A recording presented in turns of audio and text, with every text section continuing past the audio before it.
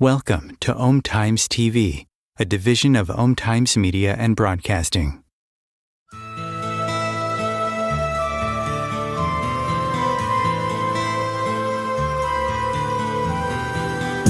Welcome to What is Going Om, for new thought from the edge of Om.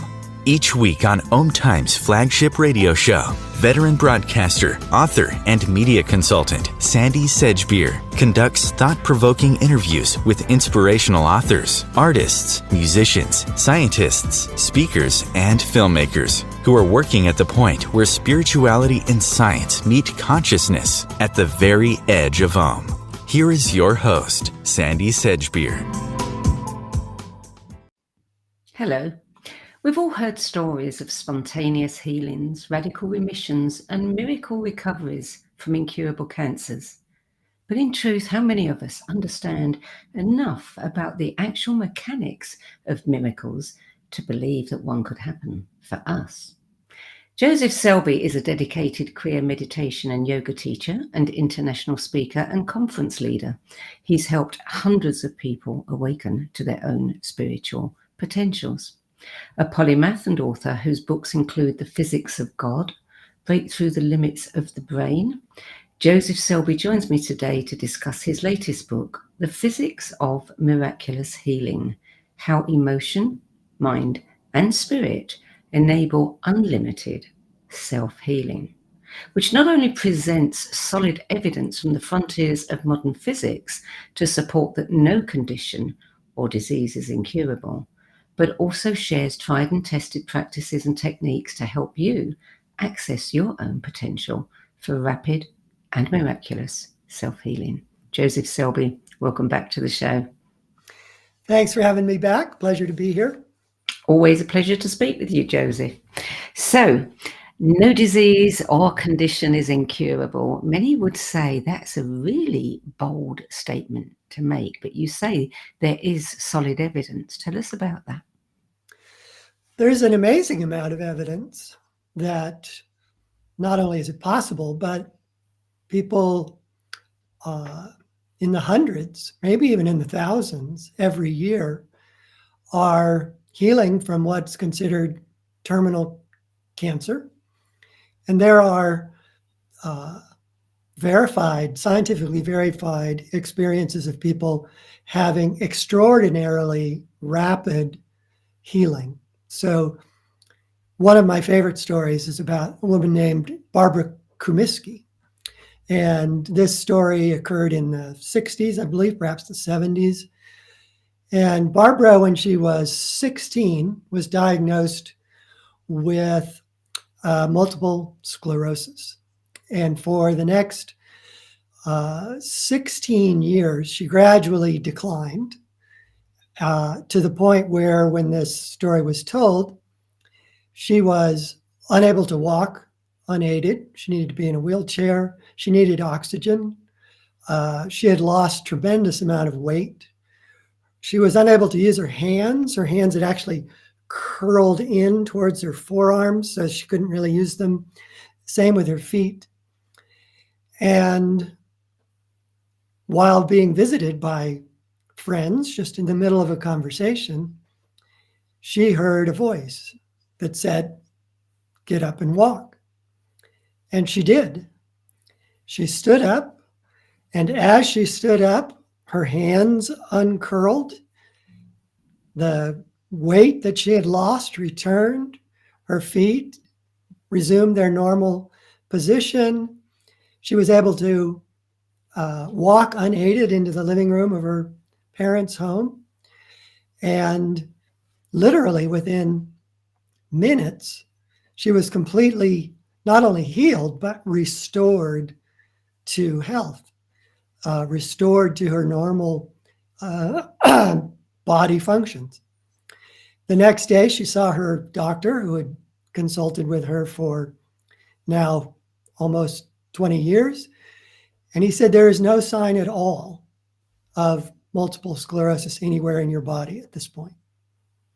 Now, it's very interesting that what goes with this is her description of what she experienced, and particularly what she had been experiencing for a while, was that even though she couldn't be serviceful to people, she couldn't be helpful, she couldn't be, as she put it, functioning in the world as most people do, she had found her way to be of service to people, to be what she called a contributing member of the human race, by praying for people. And she spent hours every day praying for people in need, for various needs, health, problems in their lives, not enough money, all the things that you would expect people to ask for help with in a prayerful way. And she was so deep into it that she felt completely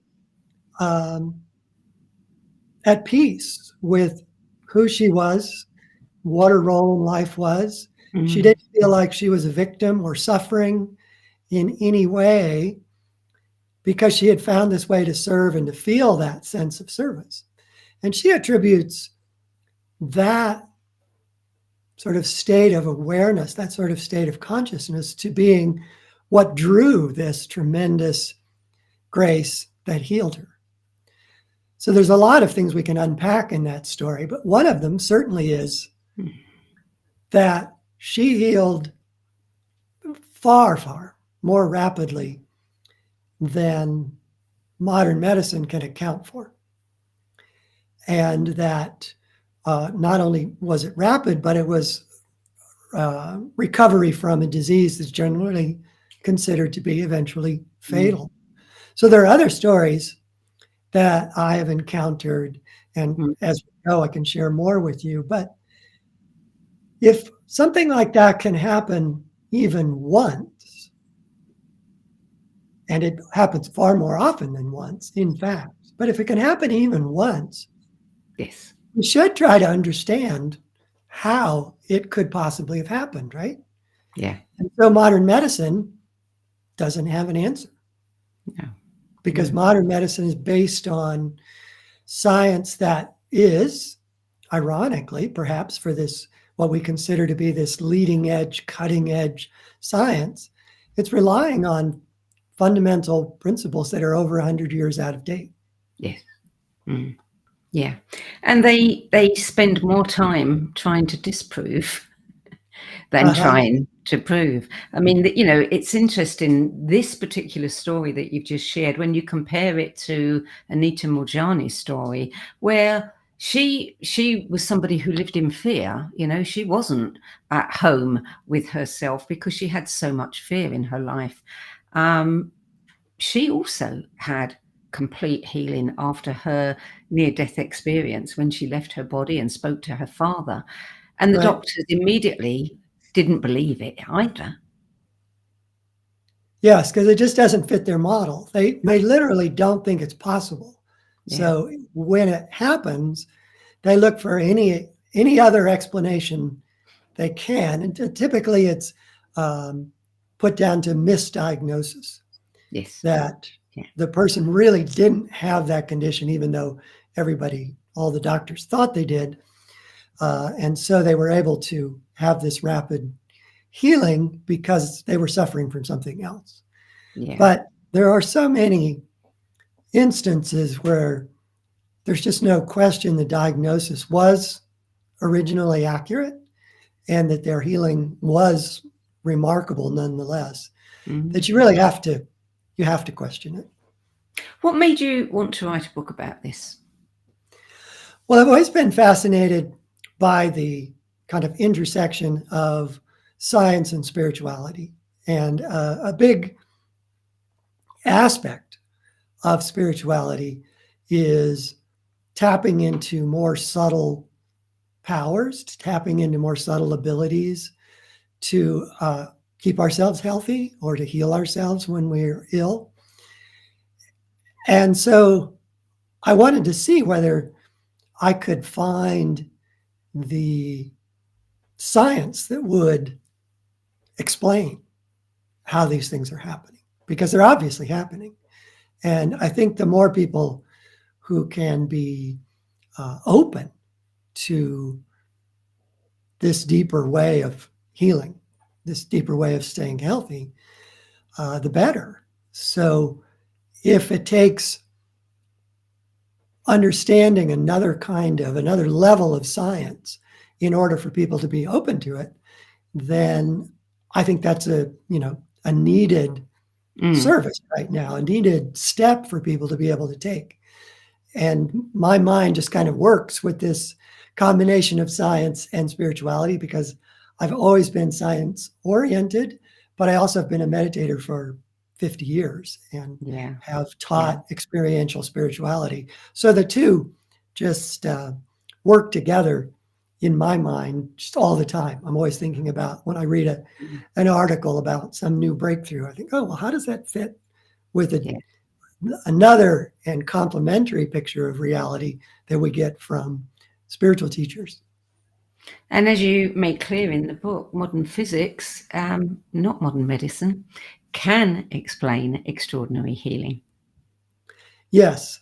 And modern physics really sort of was just a continuation of the kind of line of discovery, the steps of discovery that originally ushered in very important principles for modern medicine, essentially classical physics and how atoms and molecules work and interact with each other. All that is real and important, but that's where modern medicine stopped. But modern physics kept going, and modern physics kept going into relativity with Einstein's famous equation E equals mc squared. The underlying glimpse that gives us into the nature of reality is there is no such thing as matter. there really is no such thing as atoms and molecules. Atoms and molecules are energies moving in stable patterns that interact with each other. So this is the first glimpse we get that we might be a lot more mutable than we tend to think, because modern science tends to think that atoms and molecules, short of a nuclear explosion, will remain exactly as they are. They will remain as these fixed objects. But already we have that door opening through relativity that we too are made of energy. And then quantum physics came along with a mind-bending next step that not only is matter essentially energy, there are times when the energy in matter behaves as waves of energy, formless waves of energy, and then it can revert back to behaving like atoms and molecules. And this is known as the wave-particle duality. And that this Jekyll-Hyde transformation happens all the time. So not only are we made of energy, but it could be quite possible. In fact, I believe it's most of the time. The energies that make up our physical body are behaving like waves. So they're even more mutable because they are formless when they're behaving as waves. And this is what really puts the weird into quantum weirdness, is this notion that matter has this dual nature, that it goes back and forth between being wave-like and being stable patterns of energy. Then there's another step out that physics took, which is also confounding to kind of our more material look at the world around us, which is that when the energies that make up our body, or anything for that matter, but when the energies that make up our body behave like waves of energy, it actually disappears from the physical universe and is only present in what's called non-locality, another realm. And the two realms are interpenetratingly connected, but they obey different laws. So this other realm, often known as non-locality,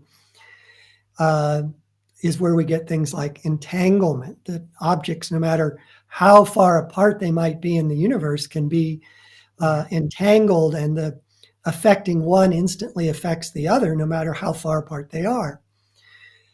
And this doesn't make sense through the lens of local laws, the laws that govern the physical universe, but they do make sense when you consider that this other realm is pure energy, that there is no form as we understand it. There is no space, there is no time, and therefore there's no distance. So everything in non-locality, and this is perhaps the most confounding, is connected. There's no distance between anything in non-locality. So anything that is changed in non-locality instantly affects everything else in non-locality. So anything that's changed in non-locality that has to do with our physical body is instantaneously changed and is reflected in our physical body.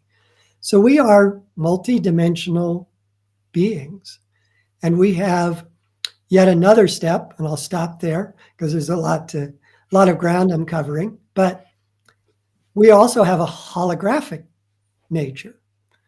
And in the kind of farthest frontier of physics, the discipline that is in that farthest frontier known as M theory, a central tenet of how they view reality is that the information, the template, if you will, for everything that we are familiar with in the physical universe actually exists in this non-local energy realm. And that the physical universe is a holographic projection of the holographic information and energy that exists in non-locality. So as hard as this is to kind of take in, it is for most people, and even for people who consider themselves to be scientists, it's difficult to take in. But it is a central tenet of M theory. And without it, it's by central, what it means is if you take away this notion of this holographic relationship between non-locality and the local physical universe, their picture of reality just breaks down altogether. You can't have M theory without the holographic principle. So all of these things, if you look at them just purely from the viewpoint of physics, tells us that change could happen in the physical body very rapidly if you change the holographic information, the hologram that is in non-locality. The instant it changes, the physical body changes. And this gives us the big clue, gives us the big aha for how it is possible for Barbara Comiskey's body to be completely transformed, or Anita Moorjani to recover from cancer within minutes or even days. But both of those are far faster rates than the more mechanical view modern medicine has of how the body works. What's interesting is that you say that often it's belief that has something to do with these changes, but that wasn't the case for Anita. In fact, she believed just the opposite. It wasn't the case because it was unexpected for Barbara. And I can understand how belief is, because I've played with this and I've had things that have certainly changed, just because I put a lot of attention and belief into it. But there's a story that Yogananda tells in his autobiography about his sister who was overweight. And I don't remember the full story, why she was so unhappy, whether it was affecting her marriage prospects or what, I don't know. But he actually changed her body overnight. Right. It wasn't her that changed it, he did it. So how is that possible when someone else is doing it for you? Well, first, in that story, it's interesting given the West's predilection for beauty being associated with slenderness. She was actually worried about the fact that she was thin. Oh, it was thin, not fat. She wanted to be more, wrong way round and curvy, because in that time in India, that was considered more beautiful. Yeah. So just a interesting sidelight on how societies value things. But what Yogananda did was he worked with her for a while and asked her to do very specific yogic practices. And then at some point, he was able to say, essentially to her, you're ready. You're ready for this transformation. And with, some degree of humorous interchange between siblings, he said, well, just how big do you want to be? And she said, she threw out something comical. I want to be like you, essentially. She wanted to have the same kind of proportions as her brother. And he said, okay, you will have it. So there were two things operating there. One is she was receptive to him because she already knew that her brother was an extraordinary person spiritually. She knew he had worked other healings on other people.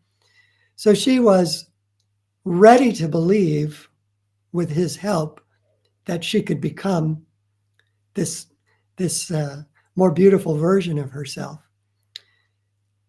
And he was, in fact, a skilled healer, because he knew he had to bring her to the point where she was ready to fully believe it, to really completely embrace it. Mm. And so at the right time, he said, now it's going to happen, and it did. But that change based on what we believe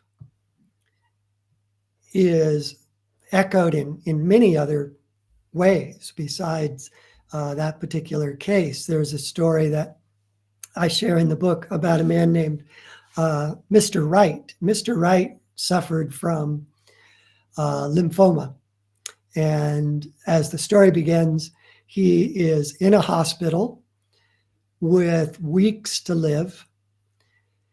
His doctor, Dr. West, was taking care of him, but pretty much everybody's opinion was that he didn't have much longer to go. But Mr. Wright found an article in a medical journal that said in the very hospital where he was a patient, there was going to be a drug, a chemotherapy drug trialed for lymphoma, his particular condition. And he got very excited by this possibility. He was a strong believer in modern medicine, the miracles of modern medicine, so to speak. And he eventually convinced his doctor, Dr. West, to include him in the trial. Now, Dr. West really didn't want to include him because he was too far gone. He didn't really fit the profile of people they wanted in the test. But he couldn't resist him. So I thought, okay, what the heck? And on a Friday afternoon, he was injected with the drug called cribiazin. And when the doctor came back on Monday, Mr. Wright was up and around. He had orange-sized tumors visible on his chest. They were gone. His lungs had been filled with fluid. That was gone. He was feeling energetic. And within a couple of days, he checked out of the hospital and flew himself home in his own plane because he was a pilot, and seemingly was 100% cured. But alas, Mr. Wright's belief that brought him this cure was in the power of cribiazin, in the effectiveness of cribiazin, this particular drug. So after he had been home and functioning again, he read another article in another journal saying that cribiazin had been proven to be ineffective. And he just crashed back within a very, very short period of time, into the same condition. His tumors reappeared, his lungs filled up with fluid once again. He was back in the hospital and near death. Dr. West was fascinated by this and decided to do something which is probably unethical, but at the time perhaps wasn't understood to be unethical. But he just wanted to see what would happen if he told Mr. Wright that there was a new and improved version of cribiazin available, and that even though the old original version had proven ineffective for most people, there was a new version, and that if he was willing, he would give him another injection of it when it arrived at the hospital. So Mr. Wright once again got highly optimistic, full of enthusiasm, and with great, solemnity, Dr. West injected him with the new and improved cribiazin. But this time there wasn't even any drug. This was purely a placebo. It was just a saline fluid. But Mr. Wright had the same reaction, which is within 2 days, all his tumors disappeared. Fluid in the lungs disappeared. Energy came back, checked out of the hospital, and went back home. But alas, for Mr. Wright, but kind of a cautionary tale for all of us as to the importance of what we believe in. He read yet another article that said carbamazine is no longer being prescribed. It has failed all of its tests, and it is known to be utterly ineffective. Mm-hmm. Mr. Wright checked back into the hospital, same symptoms, but this time he died 2 days later. Yeah. So the key there was belief. He believed in this drug. Yes. And when he believed that the drug wasn't working, his illness came back. When he believed it was working, his illness went away. And then once again, when he believed it wasn't working, his illness came back. This was all in his deep conviction that it could cure him. Now, a good friend of mine once said that a lot of people will remark about other people that, gosh, it sure seems like their problem is all in their mind. And he said, well, yeah, but that's the worst place for it to be. Our beliefs are the most powerful thing that influence not only our health, but pretty much everything else in our life as well. Absolutely. So the beliefs are extraordinarily powerful. Yeah. Yeah. We're going to take a short break now. Before we do, I must just say, this whole thing about telling somebody that this is the new and the improved version, we get it on our TV screens all the time with the laundry detergent companies, and people believe it. And they go out and buy the new super duper product, don't they? Yeah. And it may have a real effect on them because they may believe. Does it have an effect on the laundry? That's what I want to know. Well, that kind of new and improved, that's different. Yeah. Okay, we're going to take a short break now. You're listening to What is Going On. I'm Sandy Selbie, and my guest today is speaker, teacher, conference presenter, founding member of the Ananda Spiritual Community, and author of The Physics of God, Joseph Selbie. And we're talking about his latest book, The Physics of Miraculous Healing, how emotion, mind, and spirit enable unlimited self-healing. We'll be back with more from Joseph Selbie after this break. Stay tuned. Times TV. Hello, I'm Sandy Selbie, host of Times flagship radio show, What is Going On? And as an author, editor, and 13 times book judge who's read thousands of books and interviewed hundreds of authors, I'm constantly asked what's really worth reading and what's not. So I created the No BS Spiritual Book Club to help you save time and money by picking the brains of discerning names who have walked this path before you. There's no catch, no fees, and no BS. Just an ever-growing library of 10 best spiritual book lists from some of your favourite authors and teachers, plus free book excerpts, audios and video interviews with people like Don Miguel Ruiz Jr., David G., Lee Harris, Mark Nepo and more. From well-known classics to hidden gems you've never heard of, it's the only no BS guide to the best spiritual books to enlighten your journey of self-discovery. So why not join the club? Get inspired and save money at the nobsspiritualbookclub.com. Imagine becoming a super influencer. Reinvent yourself, invest in your brand, and then manifest your success with a robust spheric approach. Times Media and Broadcasting offers a unique and multifaceted way to become the spiritual and conscious influencer you deserve to be by putting your message across our powerful platform with its proven record of integrity and excellence. Through our produced shows, Times offers the opportunity to become a social media TV personality, a radio show host, an Times magazine columnist, and a syndicated podcaster, all in one shot. By live streaming your show on Om Times TV and broadcasting it across the extensive Om Times radio and TV networks, you become more than a host. You become an ambassador and a force for positive change. Om Times. Open yourself to the possibilities. Everything that we do, we can do in a contemplative manner. Through the art of contemplation, you can use the gene keys in a really powerful way. Gene keys is basically the code book of life. In the gene keys, the book is made up of these three levels: shadows, gifts, and siddhis. And the journey is through those three levels, kind of unpicking of the shadow states, the releasing of the gifts, and then the embodying of this higher consciousness called the siddhi. And the siddhis are very exalted words.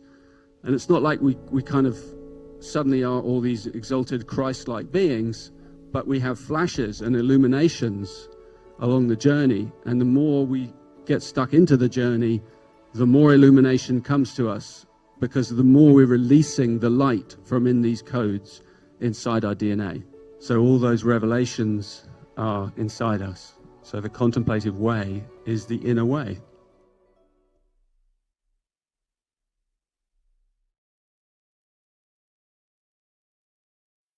There are 16 million children struggling with hunger in America. That's 1 in 5 daughters, sons, neighbors, and classmates who don't know where their next meal is coming from. Yet billions of pounds of good food go to waste every year. It's time we do something about it. Feeding America is a nationwide network of food banks that helps provide meals to millions of kids and families in need. Visit feedingamerica.org to help them feed even more.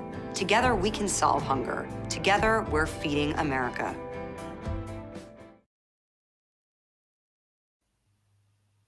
Welcome back, Joseph Selbie. Of course, some really concrete proof of the power of belief, the power of the mind, comes through studies with people with multiple beliefs.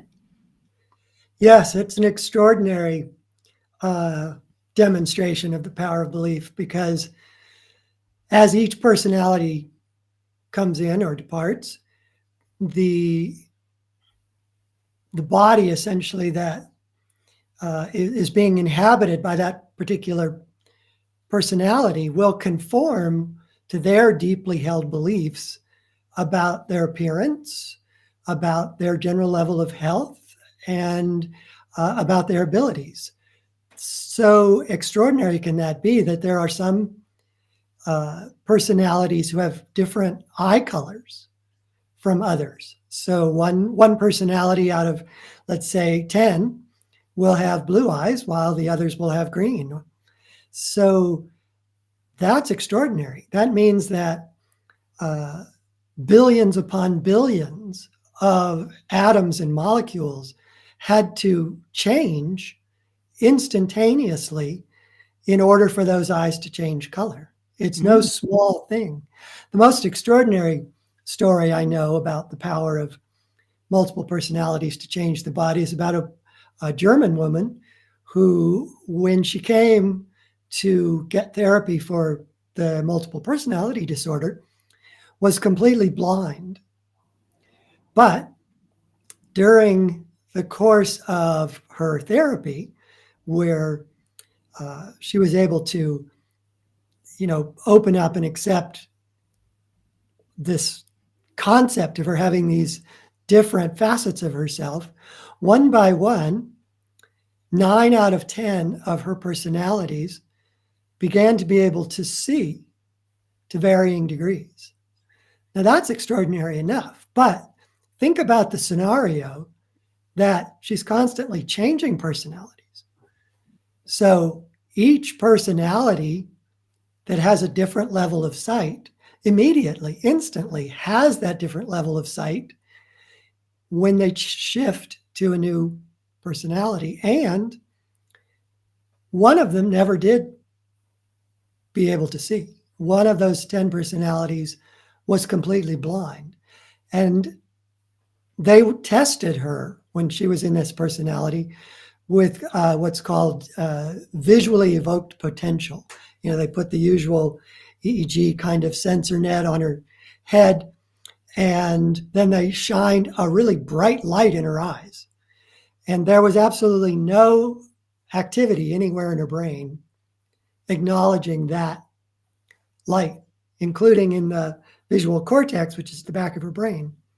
But yet the next personality in did react. And the only way this is possible is if billions of neurons changed between those two personalities, and within moments they changed.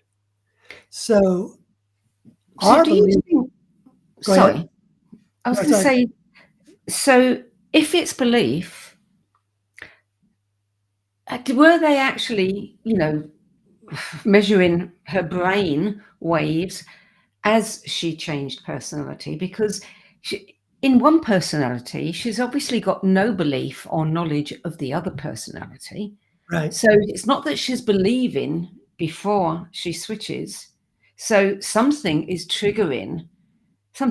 is triggering those changes. It's not belief. Well, I think in the case of multiple personalities where these kind of rapid changes are evident, are because each personality has its own convictions about who and what they are and what they can do and what they look like. So those convictions are really are reflected in their hologram. Taking a step back to the physics we were talking about earlier, when the personality is holding those beliefs, it shapes their hologram, it shapes their subtle energy body. And when it shapes it to something different, then the physical body immediately reflects that. So it's a split second. When I was studying hypnotherapy and NLP, my tutor used to tell us about people who you could hypnotize them and tell them that a feather on their arm was a lit cigarette, Right. and they would end up with a burn. And somebody who wanted their eyesight to be improved, he took them back to a time when their eyesight was good, brought them forward in time with that eyesight, and that remained. Uh-huh. Yeah, there are ways to change people's beliefs. There are, I think more importantly, ways that we can change our own beliefs.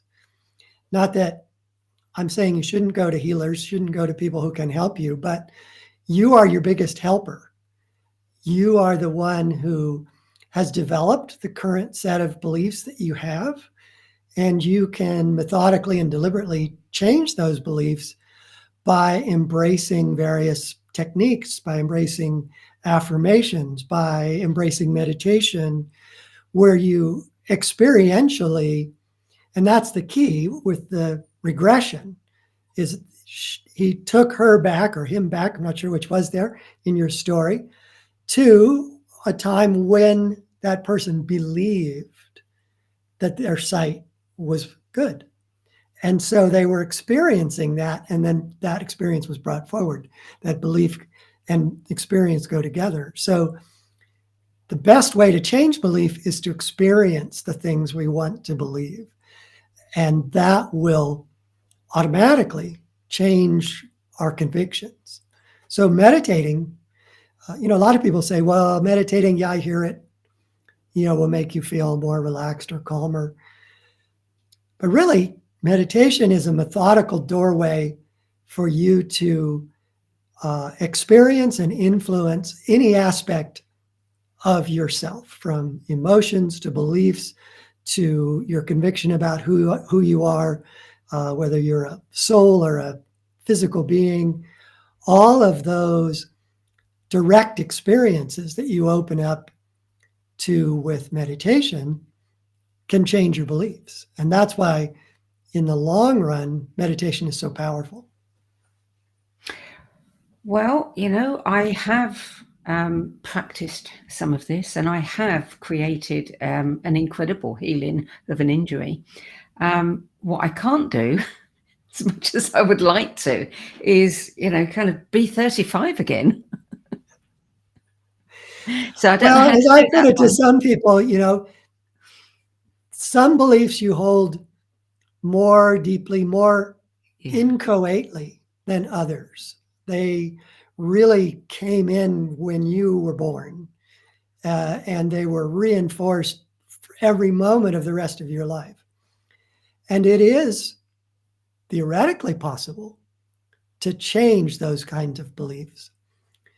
But if you just are practical about how much time you have and how much will you have, and and really examine what would help you the most in your life, being 35 may not be that, right? Being happy, being healthy, being emotionally harmonious. Now, those things are worth changing because they stay with you whether you're 5 or 95. Yeah. So those things are possible, but I don't really recommend that you set your mind on trying to do those. Knowing they're possible should give you encouragement to think you can do the other, I but think focus on what you can reach. I think that sometimes we can believe that others can do it, but we don't believe we can do it. And that's a belief really worth working on. Yes. And we generally do it incrementally. I mean, near-death experience can create profound change in the way people view reality and themselves. But unless when you meditate, you can completely leave the body and experience the astral regions in the heavens, you're unlikely to be able to engineer that same level, that same dramatic amount of change. So what I say to people is accept that it's going to be incremental, but be methodical about it, be deliberate about it, that you really can change it over time. I've meditated for 50 years, and it's given me a very encouraging perspective on how much change can actually come to me over the years that is born of direct experience of spirit, is born of connecting to deeper beliefs or experiencing more harmonious emotions. But all of it took time.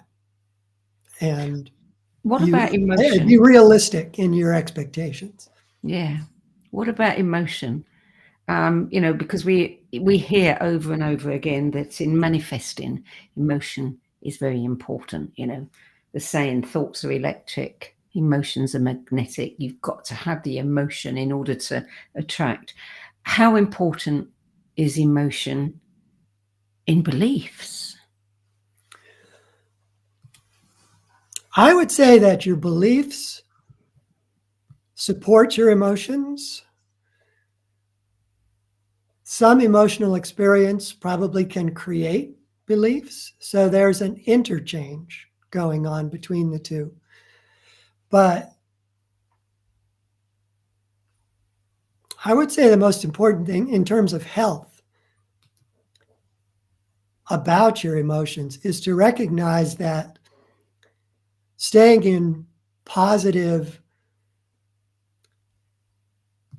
pleasant, harmonious, energized emotions can do more to make you healthy than just about any other thing except belief, because your emotions are essentially movements of life force.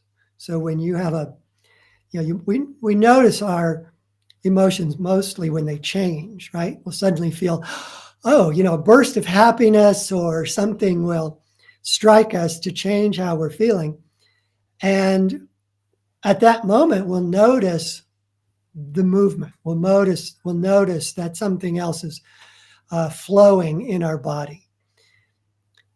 Because it actually really is. Our life force is flowing, but it's flowing in our hologram. It's flowing in our energy body.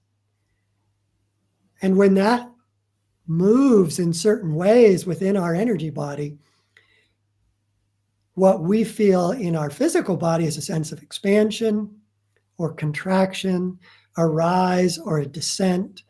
And those four general experiences combine into what we then later define as, well, I felt threatened, or I felt safe, or I felt on top of the world, or I felt I was in the dumps. All of these ways in which we describe those, we're really describing the way that movement of subtle energy, of life force in the body makes us feel. So when it moves, it also affects the life processes that are going on in every cell in the body. So when we have negative emotions, they actually get in the way of the life processes that should be happening to keep us healthy. And if we hold a negative emotion habitually for long periods of time, and these different emotions tend to move in the same place. They might be in the heart, they might be in the stomach, and we might feel them in the lower back. We feel our emotions everywhere, not just the heart. But if they're constantly occurring in a particular part of the body, like if we feel constricted by our life, we might feel it in our lungs as much as we feel it in our heart. And if we're feeling it in our lungs, then over time, because we're introducing literally a discordant vibration into that part of our body, it prevents our cells from being efficient makers of proteins, of eliminating things from our cells that they need to get rid of, bringing in fresh matter that they need to build new proteins, and eventually they will break down. And that breaking down is what we notice as cancer or diabetes or hypertension or any number of illnesses that you can name. They all begin with what to medicine is the mysterious breakdown of cellular functions. But to a metaphysician, to a spiritual doctor who could, and often do, see your emotions, there's no mystery at all. They can see that your emotions are, gumming up the works. They are preventing your body from its optimum behavior. So I'm looking at it. I'm sharing it with you from the perspective of negative emotions. Yeah. But positive emotions are even more important. The key to health is really to have harmonious, upward moving, relaxing emotions, because then they allow your body's life processes to be optimized and everything functions well. In his book, Bernie Siegel's book, Love, Medicine, and Miracles, one of my all-time favorite books, he says quite simply, happy people don't get sick. Yeah. Ain't that the truth? So, you may get a cold, you may have this and that, but the number of people who are truly happy, who get serious illnesses is really rare, really few. So meditation is a central theme in all of your books. What it is, how to do it, all the benefits of it. You've taught it for many years, you've practiced it for many years, but there are people who find it, no matter how many times they try, they find it very hard to do. But you have a methodical process that you use and you teach people. Could you share that with us? Sure. Well, first, what I always recommend to people is use a technique. I teach a technique called Hong Sa, which comes from the path that I'm on of Yogananda's teachings. But it's by far, in a way, not the only technique you can use. But the reason I recommend a technique is that it's hard to get your mind to slow down and to get your physical body to sit still so that you can have the kind of pleasant experiences and even extraordinary experiences that are possible in meditation. So technique is really helpful. I won't try to teach it in the time we have, but you can find it on my website. You can find it in all my books. Or if you already have a technique that you know, include that in what you are trying to do. But the next thing I try to tell people is realize that your life is already full of habits. And those habits have been strengthened and supported by neural circuits that have actually formed in your brain that will automatically trigger when anything associated to that particular habit either comes into your mind as a thought or somebody's comment or the time of day, whatever. There are many, many triggers. So we tend to eat lunch at the same time because we're triggered to eat lunch at the same time. Our digestive juices start flowing, et cetera, et cetera. And this is a good thing. Many habits are good things. But you have to be realistic about the fact that if you want to meditate, say in the morning or in the evening or before you go to bed, you already have habits that occupy those time slots, if you will. And that with an initial burst of enthusiasm, you may succeed in meditating 5 mornings in a row or 2 weeks in a row. But if you kind of let down your guard and relax your will, those habits that have been there all along will start to reassert themselves. And they often feel really good. It's like coming back and spending time with an old friend, right? Oh, I forgot how much I liked, having my toast at this time of the day, whatever it is. So just realize that establishing a meditation habit is going to require determination, but be as methodical about using that determination as you can. Figure out what time in the day you actually are going to do it. What are you competing with? So if you do have something you normally do at that time, are you going to shift it to another time? Are you going to modify it? Are you going to shorten it? Are you going to get up earlier? Whatever it is, realize that you've got to make a space in your life for this to happen over and over and over. Also realize that if you stick with it for weeks to months, you're also going to create a neural circuit that supports meditation. I liken it to beginning to meditate is like starting on a bicycle, riding up to the top of a plateau. You have to work at it. But when you get to the plateau, it's much easier going.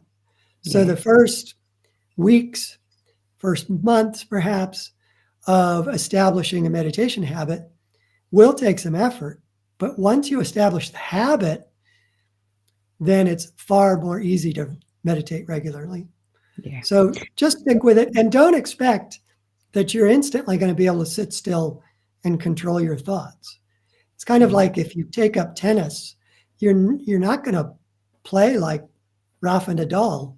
I'm going to have to interrupt you, Joseph, because we really are almost out of time. So I want to say thank you for joining us today. Thank you for this book. It truly is, it really did an awful lot for me. And I'm sure it'll do a lot for others who read it too. So thank you. Thank you. So The Physics of Miraculous Healing, How Emotion, Mind and Spirit Enable Unlimited Self-Healing by Joseph Selbie is published by TriStream, an imprint of Protectors Press, and is available in paperback, Kindle and Audible audiobook. So for more information about Joseph's books, his events, articles and resources for meditation, you can visit his website, josephselbie, SELBIE.com. That brings us to the end of this week's show. I'm Sandy Sedgbeer. I'll be back at the same time next week with another edition of What is Going On. Till then, it's goodbye from me. Thank you, Joseph. Thank you.